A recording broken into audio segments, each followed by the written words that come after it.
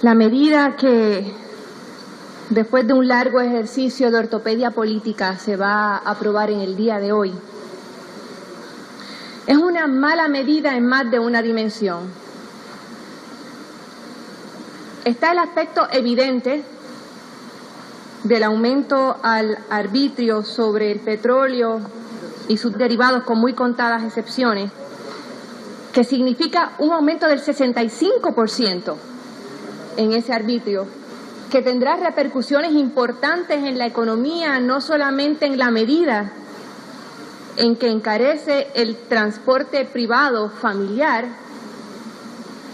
sino las repercusiones que tendrá al aumentar el costo del transporte comercial, sobre todo luego de que se le ha retirado la exención que se había considerado en la Cámara de Representantes para el combustible diésel.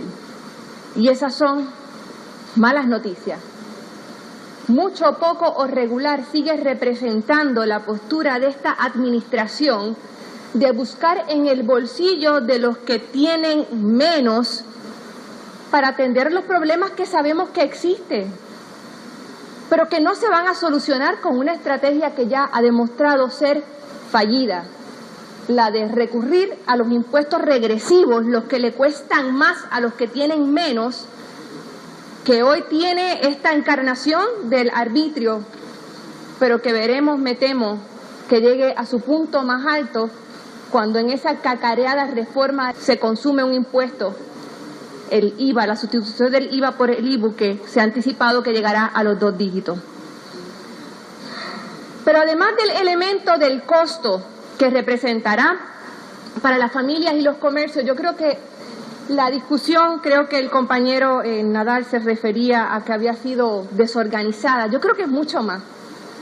Yo creo que lo que hemos visto durante esta semana ha puesto en evidencia que si están al borde de la quiebra las corporaciones públicas, las agencias de este país, la solvencia política de la administración del Partido Popular está en la absoluta bancarrota.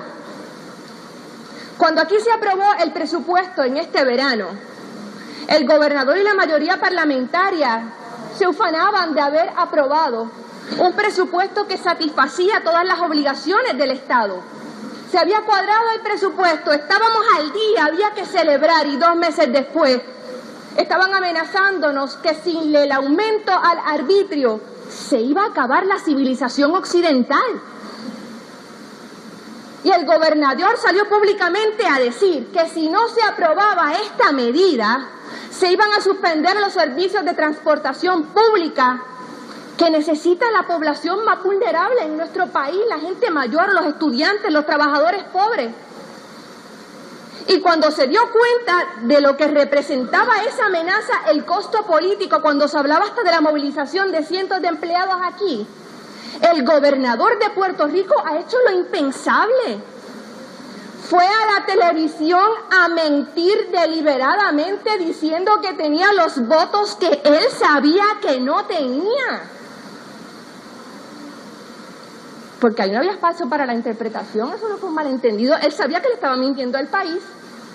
Yo recuerdo durante la campaña, el ex senador Fernando Martín se refirió a García Padilla diciendo que el problema que podía representar su elección es que no se puede dejar en manos de un niño el trabajo que debe hacer un adulto. Y lo que ha pasado con el gobernador en este trámite refleja la verdad de esa advertencia. Por una charada menor que esa, expulsan a cualquier niño de un colegio en Puerto Rico. Creo que es así en Coamo, ¿verdad, senadora? Y ese es el gobernador de Puerto Rico, mintiendo deliberadamente para simular que tenía unos votos que no tenía y que luego consiguió con otro engaño. Porque después que en la Cámara de Representantes hubo varios legisladores que se flagelaron diciendo, no, es que si esto no se aprueba sujeto a una reforma contributiva que le haga justicia al pueblo, de pronto ese lenguaje ya no está en la versión del Senado. De pronto ese compromiso ha desaparecido, dicho sea de paso, un compromiso que jurídicamente tenía unas lagunas inmensas y que todo el mundo sabía que no podía ser serio. Uno no puede ir al mercado de bonos y decirle, ¿saben qué, muchachos? A los accionistas, yo voy a aprobar este arbitrio que se va a poner en vigor un día en el que a lo mejor yo apruebo una reforma que todavía no hemos visto, pero que eso viene por ahí. Todo el mundo sabía que eso no era serio y que había una tomadura de pelo por ambas partes. Y ese es el proceso que nos ha llevado a la versión del proyecto de la Cámara que se va a considerar en el día de hoy, que si bien se quiere proyectar como que atiende algunos defectos de la versión de la Cámara, y hay que reconocer, sí se elimina el aumento según el costo de vida, y eso se puede ver casi como una virtud, pero ¿a costa de qué? Continúa vigente la estructura mediante la cual el pago de ese aumento al arbitrio que va a recaer sobre los bolsillos de los puertorriqueños y las puertorriqueñas va a seguir destinado al pago de deuda antigua, con una exigua cantidad para infraestructura, evidentemente incluida para apaciguar los ánimos de algunos sectores más locales. Se incluye esa deuda bajo la protección constitucional que, por un lado, hace prácticamente imposible lo que sería la medida sensata de reestructuración de deuda, que es a la que se recurre todos los días en el mercado privado y el mundo no deja de girar, pero además expone al país, bajo ese concepto, de sobrepasar el límite permitido constitucionalmente para la deuda pública. Y como si eso fuera poco, se crea un mecanismo que uno puede advertir desde ahora, un comité evaluador que se puede advertir desde ahora, va a terminar en la designación de un oficial de emergencia plenipotenciario que va a tener las capacidades para emitir todo tipo de reglas y órdenes que considere necesarias para cumplir con las disposiciones de esta ley al personal de ACT y de la ATI. Va a tener la capacidad de consolidar departamentos y oficinas, de remover todo el personal que estime conveniente, de reestructurar las operaciones, de vender, arrendar o concesionar cualquier activo y de solicitar financiamiento para llevar a cabo acciones correctivas recomendadas. Y me parece que esto es evidentemente un gran engaño, porque algo que es cierto en prácticamente todos los renglones de la vida es especialmente cierto en la política. El que no puede lo menos, no puede lo más. La Autoridad de Carreteras no empezó a estar mal ahora cuando se empezó a hablar del aumento al arbitrio del petróleo. La Autoridad de Carreteras ha estado mal por muchísimo tiempo, funcionando durante años bajo un mandato unipersonal, asumiendo las responsabilidades de otras iniciativas de transportación que no competían, no correspondían a su jurisdicción. Carretera no tenía por qué estar cargando el tren urbano, y eso lo sabía todo el mundo desde el primer día. Como se sabía y se sabe hoy que el contrato de AutoExpreso es un saqueo a la autoridad, y que el trabajo que antes realizaban los empleados por aproximadamente $9 millones al año, hoy se paga a 50 millones mediante la privatización del cobro de los peajes. ¿Por qué no empezamos por tocar eso? Porque digo, estamos en el país en que ya la cláusula contra el menoscabo de las obligaciones contractuales no vale el papel en el que está escrita. Entonces, si uno puede votar gente, si uno puede eliminar sistemas de retiro, ¿de verdad no puede revisar contratos que todo el mundo sabe que son una tomadura de pelo?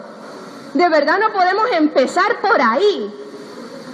Eso no se puede hacer, pero sí podemos designar a este síndico liquidador, que es en efecto lo que puede hacer, que va a abrir la puerta a la privatización que todo el mundo sabe ha sido una iniciativa fallada en cada aspecto de la gestión pública en el que se ha tratado en nuestro país. Y la pregunta que nos tenemos que hacernos, hoy se resuelve aparentemente, dicen ustedes, el tema de la Autoridad de Carreteras, el que creíamos resuelto cuando se aprobó el presupuesto durante el verano. Pero no hay que tener facultades extrasensoriales para poder anticipar que esta misma discusión que estamos teniendo hoy sobre carreteras y sobre ATI la vamos a tener sobre energía eléctrica en 2 meses o en 3 meses o sobre la Autoridad de Acueductos y Alcantarillados, porque el problema fundamental sigue sin atenderse, el de un sistema que ya no tolera un parcho más porque está basado en la politización, en la incompetencia y en la entrega a intereses privados que en nada han contribuido a estabilizar las finanzas públicas cuando han intervenido a petición del Estado. Este es un mal proyecto, repito, es un mal proyecto. Es un proyecto injusto, hace pagar a quienes no tienen la culpa, pero representa además la falta de voluntad para rectificar lo que ha estado mal en el pasado. Se está pavimentando el camino para repetir la historia penosa de los fracasos que ya conocemos. Por esas razones le votaré en contra.